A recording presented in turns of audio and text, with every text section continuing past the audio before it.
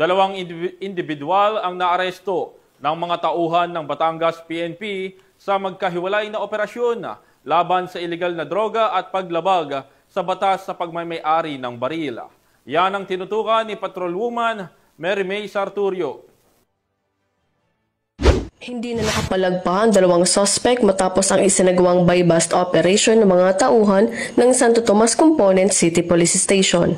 Kinilala ang mga suspect na sina alias Louie at alias Red, kapwa mga residente ng Puro 4, Barangay San Cristobal, Calamba City, Laguna. Nakumpiska mula sa mga suspect ang 6 na heat-sealed transparent plastic sachet na naglalaman ng hinihinalang shabu na may bigat na 1.4 gramo, isang caliber 9mm pistol, 2 magazines, 9 na live ammunition, isang 1,000 peso bill bilang buy-bust money, 3 cellphone at isang motorsiklo. Kasalukuyang nasa custody ng Santo Tomas Component City Police Station ang mga arestadong akusado para sa dokumentasyon at tamang disposisyon.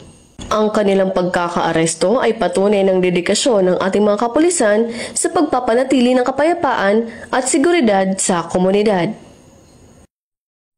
Mula rito sa Calabarzon, ako ang Police News Network Correspondent, Patrolwoman Mary May Sarturio. Alagan nyo batas, tagataguyod ng balitang polis.